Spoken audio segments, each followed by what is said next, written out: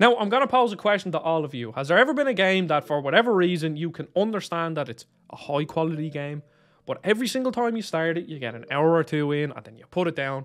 Because that's exactly what happens to me with Arkham Asylum every single time I played it. My introduction to this franchise was actually Arkham City, which holds a very special place in my heart. Not only is that game absolutely fantastic, it was also the first game I played on my brand new and my first ever gaming PC. And it was around Christmas, which I think Arkham City and Arkham Asylum are just perfect games for Christmas because they are in those sort of cold, dark, snowy settings which just are perfect for Christmas. But over the years, I've started Arkham Asylum on PS3, I've started on PC, I've started on PS4, and now I've started it on PS5. And every single time, bar this time, I get about 2 hours in and I just put it down. And I never really had any actual reason for it. I could see that the game is very high quality, especially considering this game was made in about 2 years, which is just absolutely insane. But for whatever reason, I just put it down. But now obviously I have the channel, and I mean, I can't really make a review if I've never beaten the game. So I sat down and I played the Return to Arkham Asylum on PS5, and I finally beat it. And this game, I can see, is very good, but I don't think I'd hold it in as high regard as everybody else does. Now, Rocksteady are a pretty interesting studio because they were founded in 2004, and in between 2004 and 2009, when Batman Arkham Asylum came out, they only made one other game, which is like Urban Chase Riot or some weird game that I don't think anybody's ever heard of. Maybe you have, but I never heard of it, and I certainly never played it. But before that, Rocksteady were made up of people from Argonaut, who then made Rocksteady. And for anybody that doesn't know, Argonaut made, I think they're most famous for making the Croc games, and then they did a lot of licensed games like Harry Potter and the Catwoman PS2 game, which is a game that I remember renting when I was very sick when I was a child. And I don't really remember anything about the game, but I'm sure it probably isn't great. And they also did a couple of other licensed games, and then they broke off, founded Rocksteady, and within 5 years they had made Batman Arkham Asylum, which, as I said, is widely considered one of the best superhero games ever made.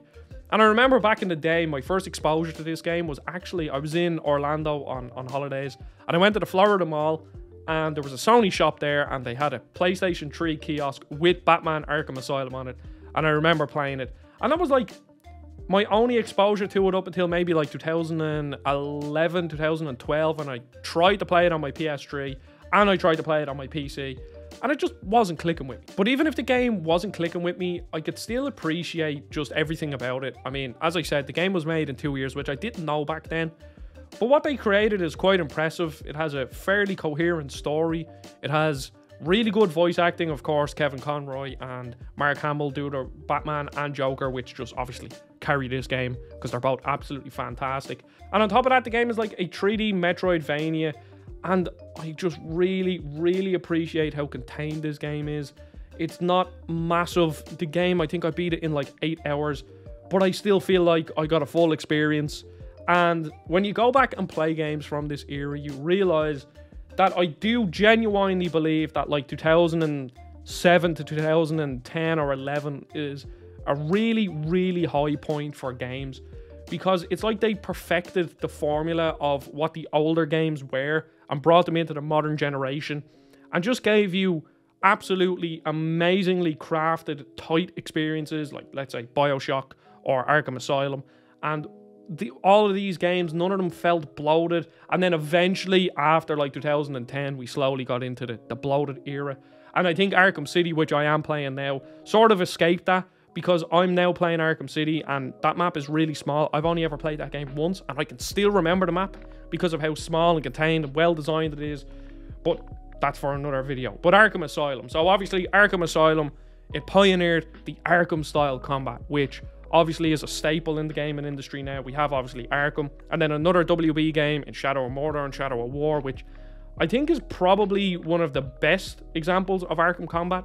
And then a lot of other games did it. Mad Max, later down the line Spider-Man 1 and Spider-Man 2 and Spider-Man Miles Morales, which I do think Spider-Man 2 is probably the best example of it. I think they just give you a lot of tools. But here in Arkham Asylum, obviously this is the start of it all. And the combat still feels pretty good. I mean, there's not really much variety in it. And I do think Batman feels very clunky. I understand Batman is a hulking giant, and especially in this iteration, he is an absolute unit. But I think the combat does feel quite clunky. I think the walking speed is too slow and the running speed is too fast. When it comes to the combat though, it is fun and it's impactful, but the only thing you have to do is press square to attack and then press triangle to counter attack. And then every now and again, you're going to have to double tap X to hop over an enemy that has one of the electrical buttons, or press circle to stun one of the people with the knives. But outside of that, there really isn't much to do in the combat, and luckily in this game there isn't much combat, to be honest. There really isn't that many combat encounters, which I think works in the game's favor because of how primitive the combat system is. It never felt like I was sort of just mashing buttons because there weren't that many combat encounters. Like, you have a couple of things you can do, like you can use the backclaw to quickly disarm people, or you can use the explosive gel and upgrade it to sort of blow up in proximity to enemies. But you never have to do it, and I think when you never have to do it in a game, it kind of begs the question, why is it in the game in the first place? So yeah, the combat aged well-ish because it still feels good, and you can see that this was laying the foundation for realistically, one of the most influential combat systems in games ever. But even the enemy variety, there isn't that much. You have sort of the normal goons, and then you have the normal goons with guns. And then you have the sort of knife-wielding guys, the electrical baton guys, and then you have the big hulking giants, which are probably the hardest people to fight in the game. But they're still one method kills all. You just kind of throw your batarang when they run at you, and then you stun them. And I think if the game had more combat, it would have been a massive issue, because it was already feeling rather stale with the little amount of combat that was in it.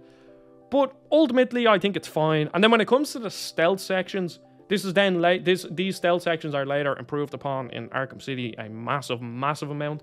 But the stealth sections in Arkham Asylum are just clunky. It's as simple as that.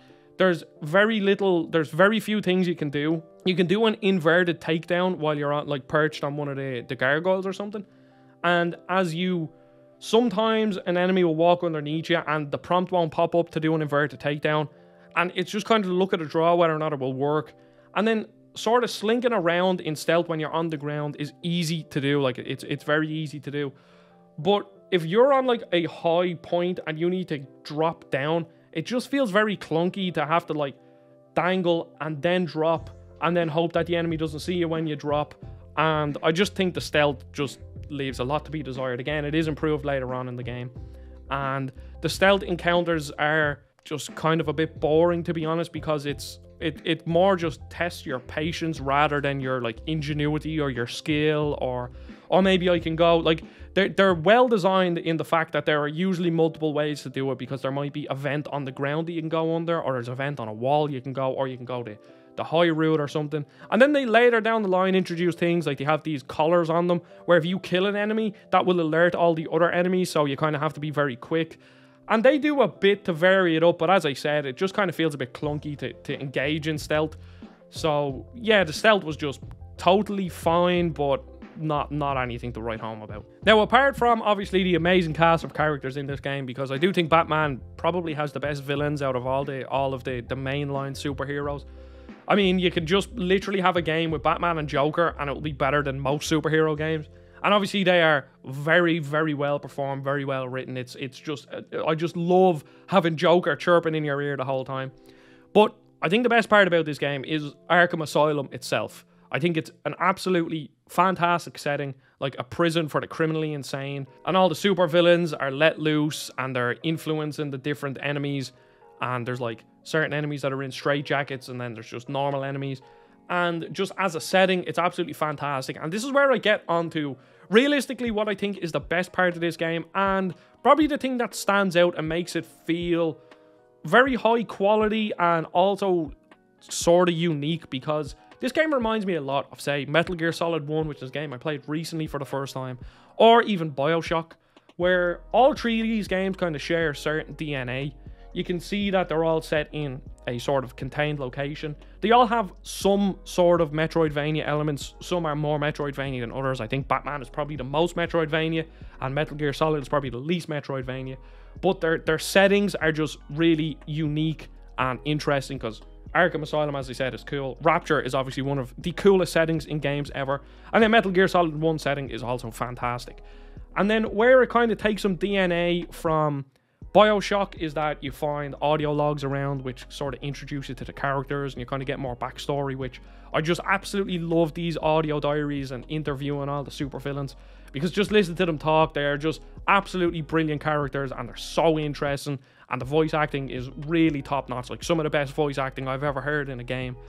And then when it gets into sort of Metal Gear Solid territory, is that every single area usually has like a villain. Like you go to the Botanical Gardens, so that's where Ivy is, or Poison Ivy. And you go to this area and that's where Joker is, or you go to this area and that's where another villain is, like Killer Croc or something. And it's like every single area is based around one of these villains.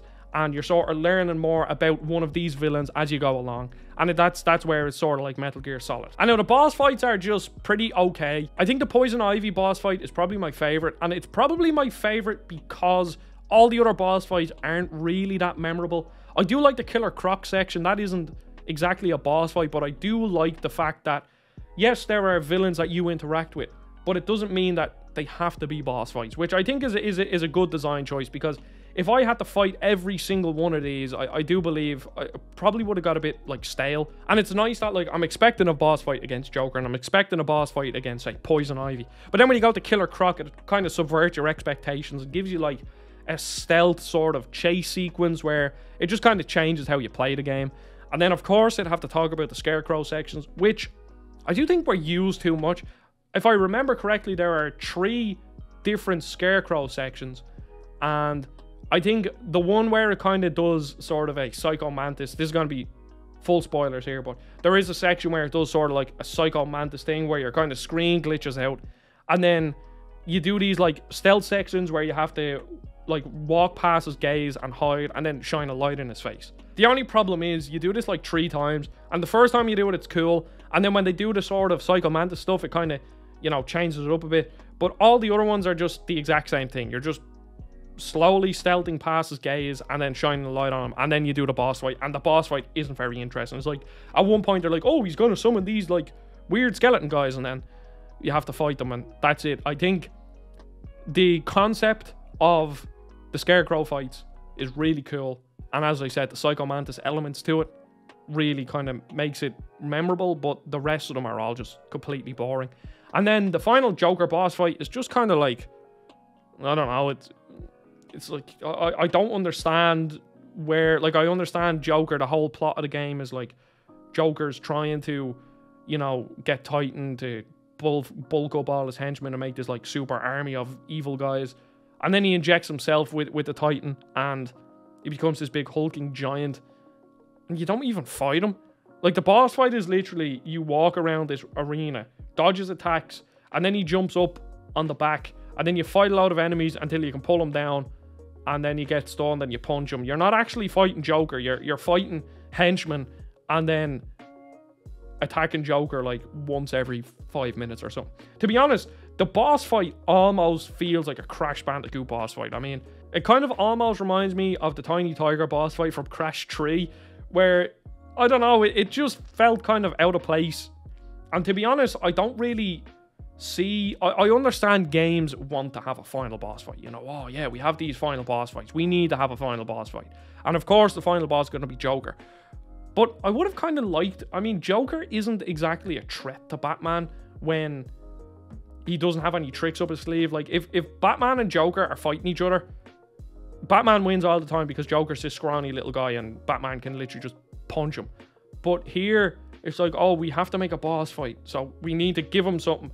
But they don't really do much with the boss. Like, the boss fight isn't interesting. I know I'm rambling about the boss fight. It's just not good. I just really didn't enjoy it. The Poison Ivy fight is the best. Killer Croc is good because it subverts your expectations. And then the Joker boss fight, I think, is just a terrible way to end the game, to be honest. And it's like, this game, I enjoyed. I did. I genuinely did enjoy this game. But going into it, I was kind of like, oh yeah, this is widely considered one of the best superhero games ever. And a lot of people put this in like one of their favorite games ever as well. And I'm just sitting here thinking, yes, it's good. It is. It's a good game. I'm not going to sit here and say it's not. But I don't think it's this absolutely fantastic, like, 9, 10 out of 10 game. And I'm not exactly disappointed in it, but I was expecting a bit more. I know that I've started playing Arkham City, and Arkham City was always my favorite Arkham game. I've only ever played Arkham City and Arkham Origins, never touched Knight, and you know my history with Asylum as they went in at the start. And Arkham City just feels like a much better game. It's Batman feels way better to control, and I understand it's a sequel, so things are going to be, you know, improved. The controls are going to be improved because this game was made in 2 years, which is very impressive. I will give them that. But yeah, this game, very good, or like good to very good, not great. Do I recommend you still play it nowadays? Like, I genuinely don't think it's one of these games. Like, if this was a video about BioShock, I would sit here and say, play BioShock. This game deserves to be played by everybody. But I don't think Arkham Asylum is on that same level. It's good, to very good, but not great. So yeah, I would love to know what you think about Arkham Asylum. I'm going to play Arkham City, or I am playing Arkham City. It's a great game to play. I'm playing it. The Christmas tree is on. It's snowy in Arkham. It's like winter, and the game reminds me of Christmas because, as I said, it was one of the first big budget PC game I ever played. And I will do a video on that because that game is special and it holds a very special place in my heart. So yes, let me know what you think of Arkham games. I'm probably going to play all of them. I've never played Arkham Knight because I don't like vehicles in games. I hate when games force you into vehicles. And just seeing the Batmobile, yeah, the Batmobile is cool, but I want to play as Batman. I don't want to drive around the car. So maybe I will play Arkham Knight. And also, they're coming to the Switch, so hopefully the Switch ports are good. I played this on PlayStation, so maybe the Switch ports will be good. I don't see why they wouldn't. They should be able to run. And also, the Arkham Collection runs at 30 FPS, even on PS5. So, you're not really missing out on much if the games can hold a solid 30 FPS. So yes, thank you for watching. Don't forget to subscribe. See you all in the next video. Goodbye.